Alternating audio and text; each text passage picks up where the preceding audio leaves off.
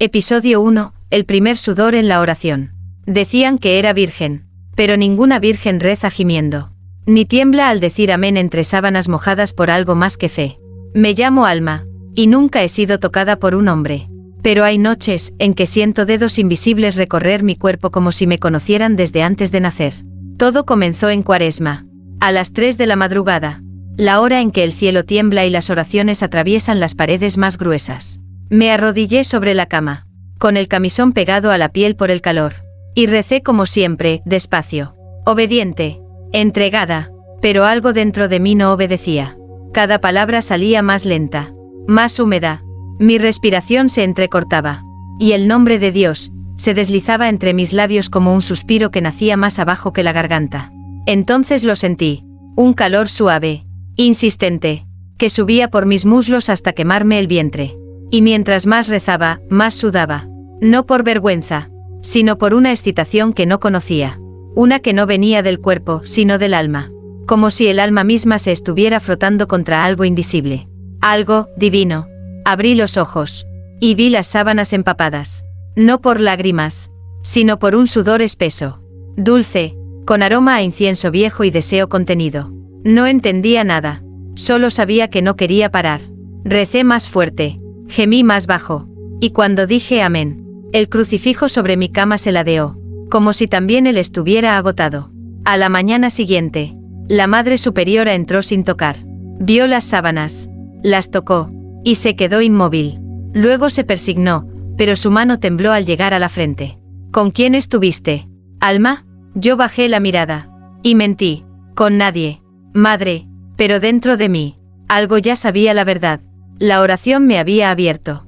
Y lo que entró, no fue Dios, fue algo que él dejó olvidado. Algo que aún gotea entre mis... Episodio 2. La sábana que olía a incienso y piel.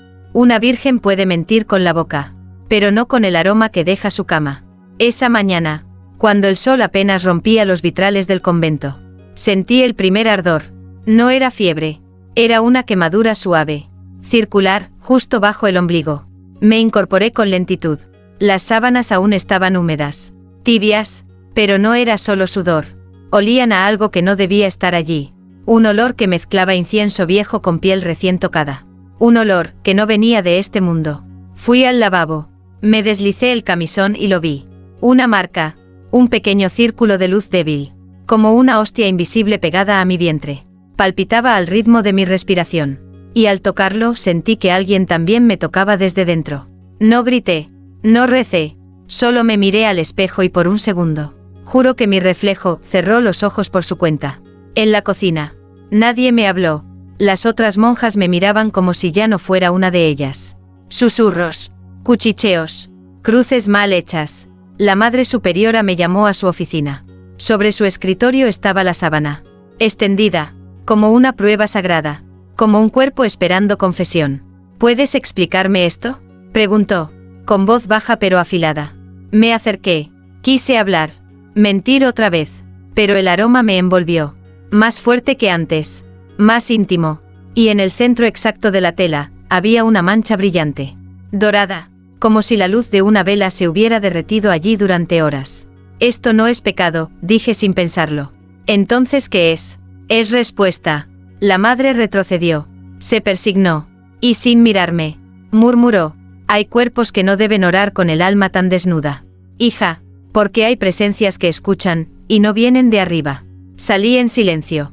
Pero al cerrar la puerta, escuché su respiración acelerada. Y al girarme, vi que sus dedos tocaban la mancha dorada con la misma lentitud, con la que una virgen descubre algo que nunca se le enseñó.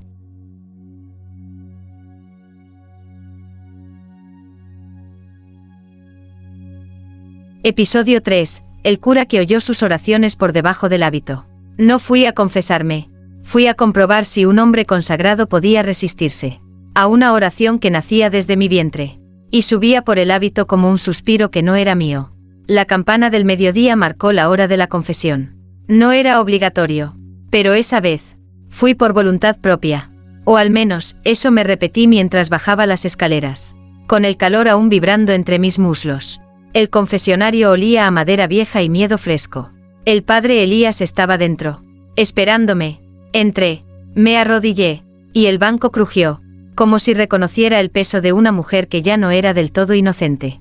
Dime, hija, ¿qué pecado necesitas entregar hoy?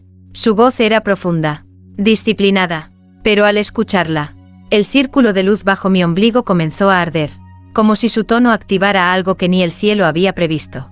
Padre, susurré, he estado orando, en la cama, desnuda, sudando, y siento que alguien me escucha, pero no sé si es Dios, o el deseo.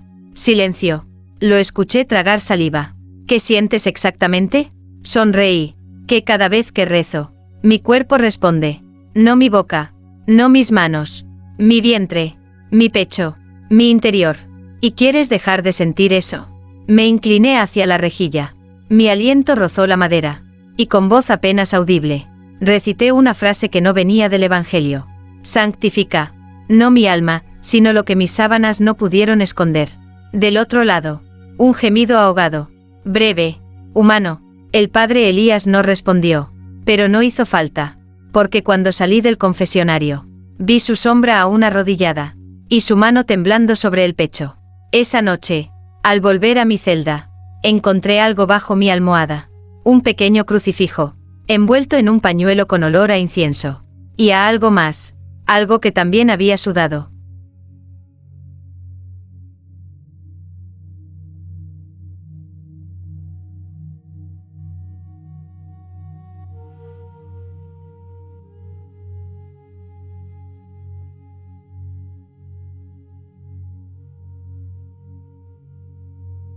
Episodio 4. El gemido que rompió el silencio del convento. No fue un llanto, no fue un lamento, fue un gemido que atravesó muros, rompió vitrales, y obligó al cielo a escuchar una oración nacida, entre piernas temblorosas. El convento era un lugar de silencios. Silencios que pesaban, silencios que rezaban, silencios que juzgaban desde las sombras. Hasta esa noche, yo no dormía, tampoco rezaba con palabras. Estaba acostada, con la espalda arqueada sobre las sábanas aún húmedas del día anterior, las piernas entreabiertas, no por provocación, sino porque algo me ardía por dentro, algo que pedía salir en forma de suspiro, de fuego contenido, de oración sin lengua. Mis dedos bajaron sin culpa. No buscaban placer, buscaban fe, fe en una sensación que me hacía sentir más cerca de Dios que cualquier rosario. Y entonces ocurrió. Mi cuerpo se tensó, mis labios se abrieron, y lo que salió de mí no fue un grito. Fue un gemido largo, profundo, como un amén susurrado desde el útero. En ese instante, las velas del pasillo se apagaron solas. El aire cambió, y en el claustro, todas las hermanas despertaron al mismo tiempo. Algunas corrieron hacia mi puerta, otras se persignaron con torpeza, pero ninguna habló, ninguna golpeó, porque al acercarse, oyeron mi rezo, no con palabras, con el cuerpo, con la piel que se frotaba contra las sábanas, como si cada fricción activara un versículo nuevo y secreto. Una de ellas, Sor Lucía, se quedó paralizada frente a la cerradura. Sus labios temblaban, y sin darse cuenta, se llevó la mano al pecho, como si algo dentro de ella también quisiera rezar distinto. «¿Está sola?», susurró otra. Sor Lucía no respondió, solo dijo: «Eso no suena a pecado, eso suena a revelación». Y esa madrugada, cuando volví a quedarme dormida, la cruz que colgaba sobre mi cama se cayó, pero no se rompió, se inclinó, como si por fin entendiera que no todas las plegarias se dicen con la boca. Algunas se gimen. Episodio 5. La Virgen que no pedía perdón, sino más fe. No bajé la cabeza para arrepentirme. La levanté, para invitarlo a bajar del cielo y tocarme. No con castigo, con fe. El rumor ya se había extendido por todo el convento. Decían que yo no rezaba con el alma, sino con la carne, que en mi cuarto no habitaban los santos, sino un eco de placer que hacía temblar hasta las paredes del altar. No me defendí, no me oculté, no me arrodillé. Fui yo quien pidió ver al padre Elías. Esta vez no detrás del confesionario, sino cara a cara. Entré a la sacristía con el mismo camisón que usaba al dormir, transparente en la luz de la mañana, marcado por sudores que ya no se podían negar. Él me miró como si dudara de su fe, como si mis pasos descalzos fueran más fuertes que sus rezos. «Alma, ¿vienes a pedir perdón?» «No, padre, vengo a pedirle algo mucho más grave». Se quedó inmóvil. Yo avancé, No quiero que me absuelva. No quiero que me libere del deseo. Quiero que me escuche. No con los oídos, sino con la piel. Su respiración se agitó. Lo vi tragar saliva. Y entonces recité, con voz pausada, una oración que jamás se había escuchado en ese lugar. Señor, si mi cuerpo fue hecho por ti, ¿por qué no puedo buscarte con cada rincón de él? ¿Por qué mi vientre no puede ser altar? Mis labios, cáliz, mis gemidos, incienso. El padre retrocedió, pero no por miedo, sino porque su sotana ya no ocultaba el temblor. Esto es una prueba. Lo sé, respondí, pero no es para mí, es para ti, y para él. Toqué el borde del mantel del altar, y una chispa recorrió mis dedos. Si Dios no quiere que lo ame con el cuerpo, ¿por qué es allí donde más lo siento? Nadie respondió, pero cuando salí, el cáliz de la misa había comenzado a sudar, y el vino olía a algo más dulce, como si ya no esperara ser bebido, sino compartido entre labios que conocen el deseo y no lo niegan.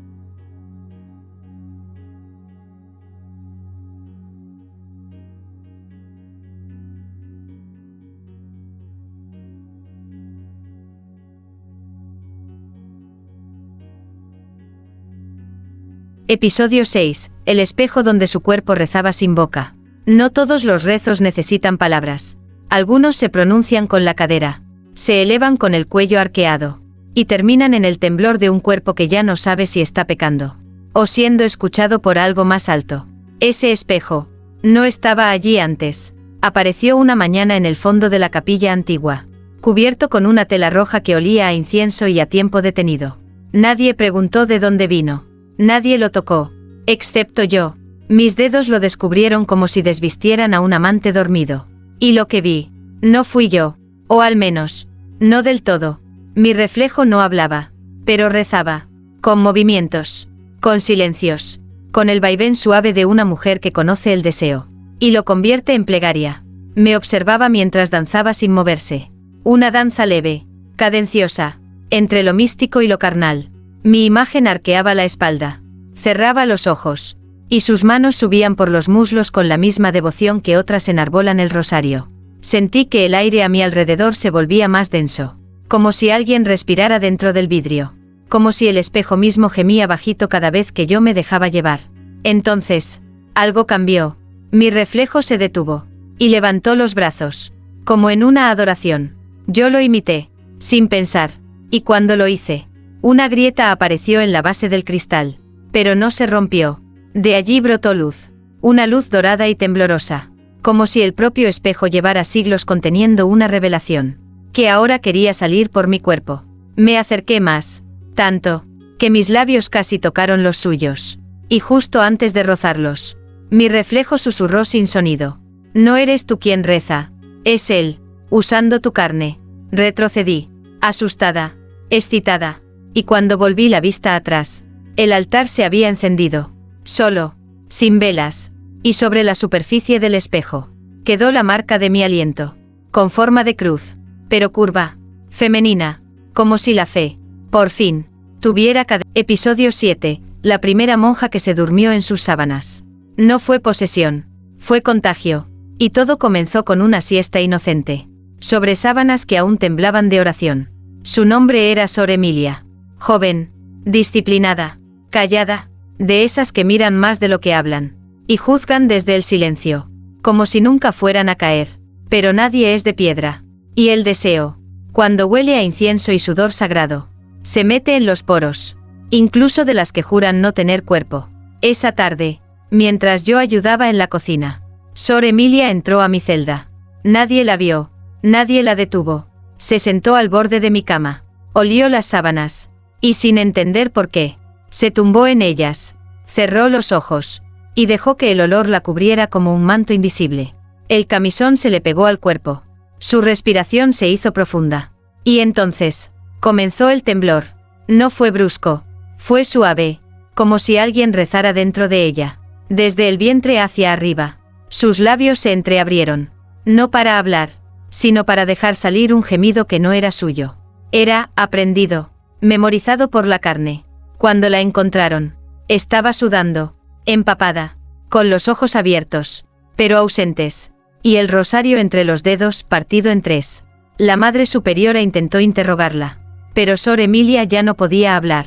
Solo rezaba, con la garganta cerrada, con sonidos guturales, húmedos, que estremecían a quien los escuchaba.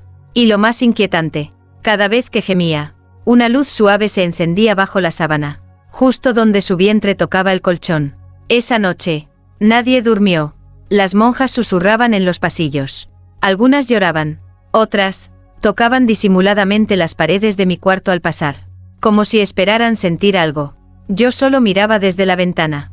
Sabía que no era la última, porque lo que despertó en mí, ya no se quedaba dentro, ahora vivía en la tela, en el olor, en las noches tibias que transformaban vírgenes en cuerpos orantes. Y Sor Emilia fue solo. Episodio 8, el sudor que comenzó a manchar las Biblias. No las rompí, no las quemé, solo las toqué, y las páginas comenzaron a pegarse entre sí, como si mi sudor no borrara la palabra, sino la escribiera de nuevo. Desde hacía días, algo raro ocurría con las Biblias del convento. Las páginas amanecían húmedas, pegadas unas con otras, con versículos enteros desaparecidos, como si alguien los hubiese borrado con lágrimas, o con algo más cálido. La primera en notarlo fue Sor Marta. La suya se abrió sola una mañana mientras rezaba. Pero al llegar al Evangelio de Juan, las palabras estaban corridas, desordenadas, y en el margen había una huella tenue, curva, como si un muslo sudado se hubiera apoyado allí mientras Dios era invocado. Pensaron que era humedad, moho, desgaste del papel, hasta que la Madre Superiora encontró su ejemplar, con las cubiertas aún tibias, y el olor, incienso, miel y piel recién tocada. Me llamaron, me acusaron, me preguntaron si había llevado las escrituras a mi cama. Negué con una sonrisa que no supe ocultar, pero el padre Elías pidió verla. Mi Biblia. La entregué sin resistencia. Sus manos temblaban. La abrió, y en la página del Cantar de los Cantares, los versículos estaban borrados, pero en su lugar, aparecían otros, escritos con una tinta dorada y salada. Mi sudor, mi cuerpo, mi fe convertida en escritura. Los labios del padre se abrieron. Leyó en voz baja, tócame con lengua de rezo, y sabrás que el cielo también tiembla, cuando se le ora desde la carne. Dejó caer el libro, se arrodilló, y murmuró, esto no es blasfemia, es revelación, húmeda, pero real. Desde entonces, me prohibieron tocar cualquier texto sagrado, pero ya era tarde, porque cada vez que una hermana abre su Biblia, siente que una página le arde en los dedos, y algunas, la huelen en secreto, como si en cada esquina quedara impregnado el perfume de una oración escrita con gemidos, no con tinta.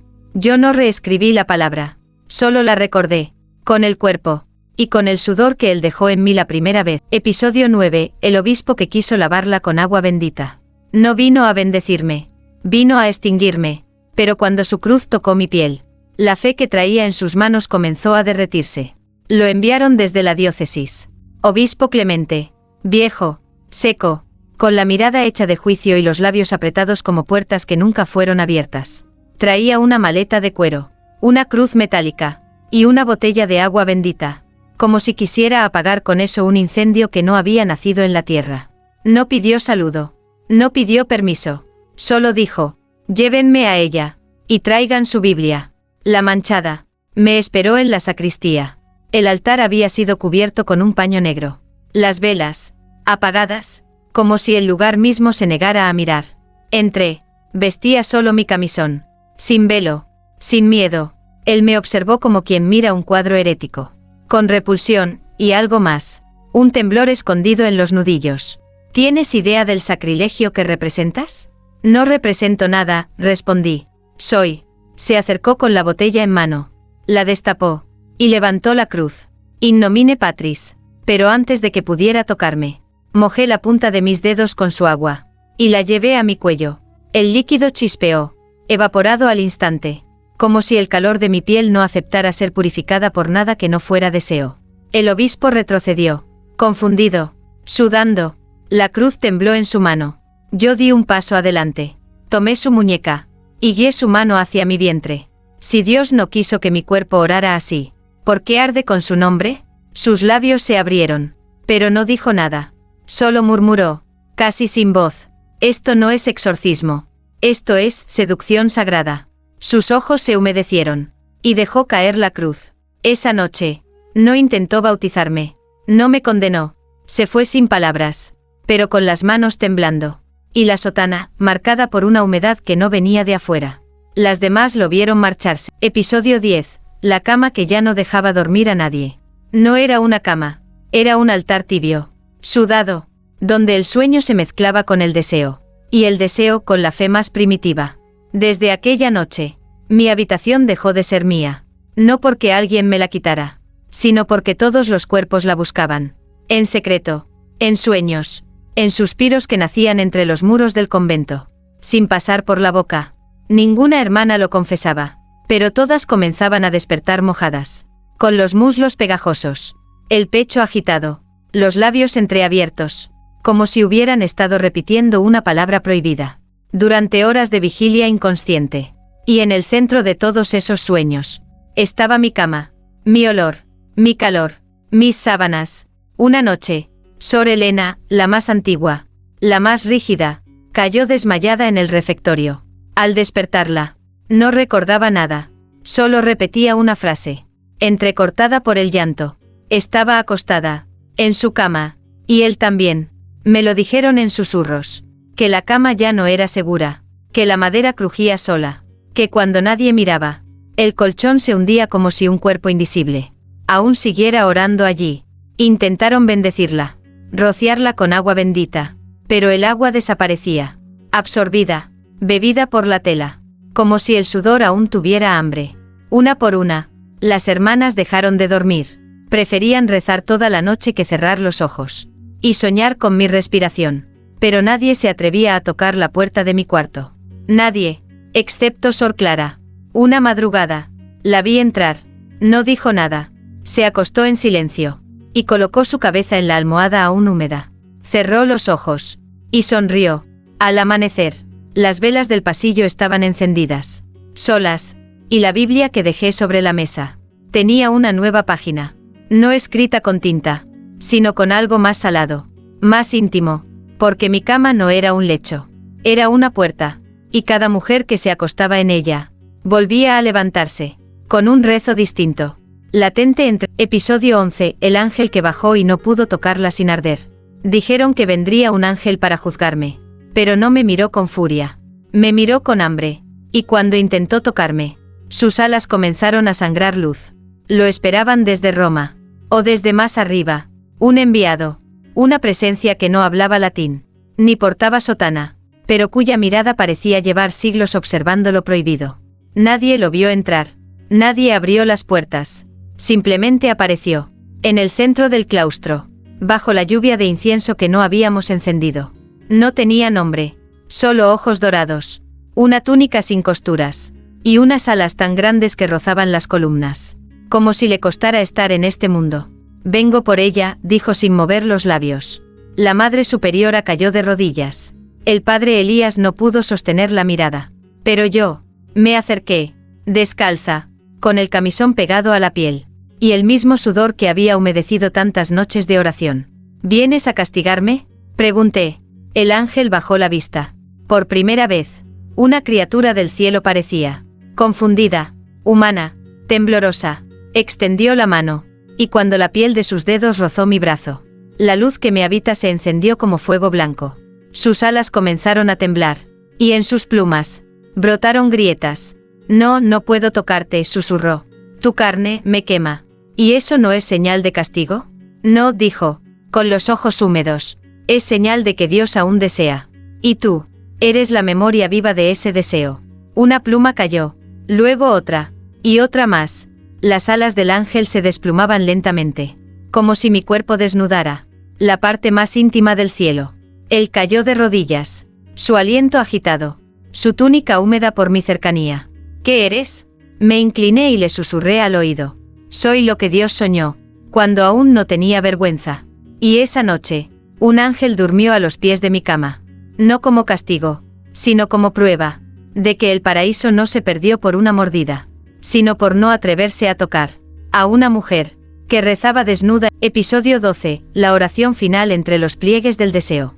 No recé con palabras, no usé salmos, solo gemí, tan hondo, tan real, que el techo del cielo se agrietó. Y Dios guardó silencio. Esa noche supe que sería la última.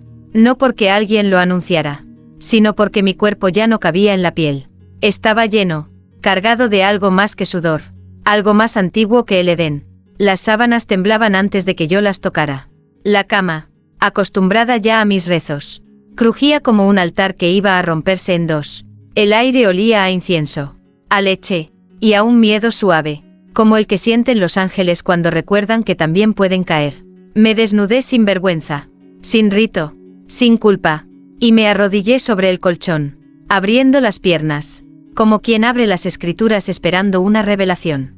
No hablé, no murmuré, solo exhalé, desde lo más hondo, un sonido húmedo, curvo, que no era mío, pero que llevaba mi nombre escrito en cada vibración. El gemido subió por las paredes, tocó los vitrales, y partió la cruz que colgaba sobre mi cabeza.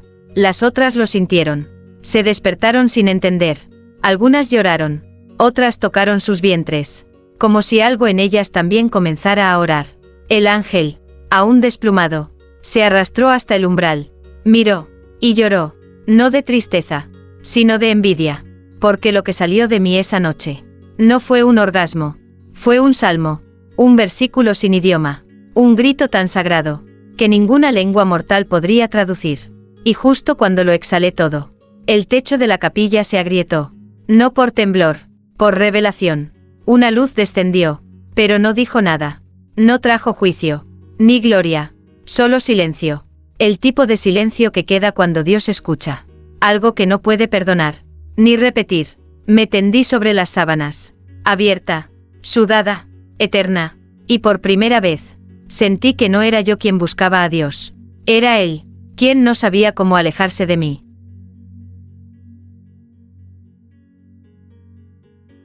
Episodio 13. El cuerpo que siguió rezando después de desaparecer. No me enterraron, no me despidieron, simplemente, despertaron un día, y ya no estaba, pero mi sudor seguía tibio en las sábanas, y mi oración seguía temblando en sus vientres. La celda de Alma quedó intacta. Nadie la tocó, nadie se atrevió a entrar después de aquella noche, en que la cruz se partió, el techo se agrietó, y su cuerpo desapareció, como si hubiera sido absorbido por su propio rezo. No había rastro de huida, ni de milagro, solo quedaban las sábanas húmedas, aún aromáticas, aún vivas, como si respiraran, y lo más inquietante no fue su ausencia, fue lo que vino después. Sor Clara fue la primera, se despertó jadeando, con las piernas temblando, y las manos crispadas sobre su pecho. Soñé con ella, dijo, pero no hablaba, no me tocaba, solo rezaba dentro de mí. A los pocos días, las demás comenzaron a sentirlo también. A medianoche, una oleada de calor les recorría el vientre. No podían moverse, no podían gritar, solo dejar que el sudor bajara por sus caderas, mientras el eco de Alma, silencioso, pero carnal, las invadía como una lengua invisible, que no buscaba placer, sino continuación.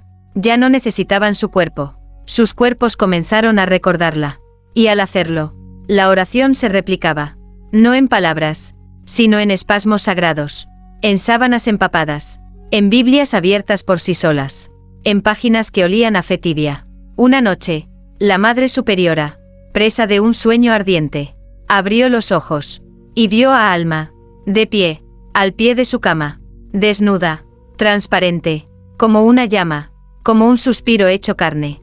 No dijo nada, solo la miró, y antes de desvanecerse, dejó una frase escrita, en vaho sobre el espejo del oratorio. La que reza con el cuerpo, no muere, se propaga. Desde entonces, nadie volvió a rezar como antes, porque ahora sabían que, al cerrar los ojos, no estaban solas. Episodio 14. El enviado del Vaticano que no volvió. No mandaron un sacerdote, mandaron a un cazador de herejías. Pero cuando cruzó la puerta del convento, no encontró pecado, encontró deseo, y el deseo lo devoró como a todos. Su nombre era Padre Leone, mitad inquisidor, mitad sombra. Lo enviaron sin anunciarlo, con órdenes selladas y una cruz negra al cuello, que nunca tocaba con las manos, solo con los ojos, como quien sabe que la fe, a veces, también quema. Nadie lo recibió, nadie lo esperaba, Pero cuando atravesó el umbral del convento, el aire se volvió más espeso, como si el lugar mismo supiera que alguien venía a apagar una llama, que ya no tenía miedo de arder. Durante el día, caminó en silencio, tomó notas, observó los rostros de las monjas, sus manos inquietas, los rosarios mojados, olía las páginas de las Biblias como si buscara rastros de perfume. Pero fue de noche, cuando todo cambió. A medianoche, las velas de su celda se encendieron solas. El crucifijo colgado en la pared cayó con un golpe seco, y una brisa tibia, que olía a sudor antiguo y sábanas recién tendidas, le rozó los tobillos. Se levantó, siguió la brisa, y terminó frente a la puerta de la celda de Alma. Nadie le abrió, nadie le habló. La puerta se entreabrió por sí sola. Entró. La cama estaba vacía, pero las sábanas, aún húmedas, aún vivas, aún tibias como una promesa no cumplida. Se sentó, cerró los ojos, y al apoyar la palma sobre la tela, un gemido silencioso le recorrió la columna, como si la oración que había vivido allí, aún supiera cómo deslizarse dentro de quien llegaba con la cruz, pero con la carne abierta. Nunca salió. Por la mañana, su celda estaba vacía. Solo dejaron un paquete en la recepción del convento. Una libreta, con las últimas páginas pegadas, empapadas, y una sola frase escrita a mano, con caligrafía temblorosa. Ella no desapareció, solo cambió de forma. Episodio 15, el rezo que convirtió cuerpos en iglesia. No quedó ninguna virgen, tampoco ninguna culpable, solo cuerpos que aprendieron a rezar sin palabras. Y una nueva fe, que nació entre sábanas aún tibias por el deseo de Dios. El convento ya no es convento. Las campanas no suenan, los vitrales no muestran mártires, y en lugar de rezos gritados, se escucha el susurro húmedo de mujeres que oran entre gemidos, con las piernas abiertas y el alma encendida. Lo que comenzó con una cama, se convirtió en rito, y el rito, en lenguaje, un lenguaje de piel, de sudor, de placer consagrado. Ninguna fue obligada. Todas despertaron una noche, sintiendo lo mismo, una voz sin voz, rezando desde dentro, un calor que subía por el vientre, como una lengua invisible, hecha de fe antigua y deseo sagrado. Y en el centro de todo, la presencia de ella. Alma, no se la ve, pero se la siente, en cada roce, en cada gemido pronunciado a oscuras, en cada orgasmo que termina en lágrimas y oración. Una a una, las celdas se volvieron capillas. Los hábitos, velos de lino apenas sostenidos. Los rezos, movimientos rítmicos entre cuerpos que ya no piden perdón, sino continuidad. El altar fue cubierto con una tela blanca, una de las sábanas de Alma, aún húmeda, aún tibia, y sobre ella, las hermanas no colocan vino ni pan, sino sus manos, sus vientres, sus pechos, y cuando oran, no lo hacen con salmos, sino con frases escritas en carne. Tócame, Señor, no con castigo, sino con la llama que dejaste dormida en mi cadera. Haz de mi humedad tu sacramento. Y desde entonces, el cielo ya no ha dicho nada, ni ha castigado, ni ha cerrado las puertas, porque tal vez, por primera vez, ha entendido que también él desea ser tocado, no con fe ciega, sino con cuerpo vivo.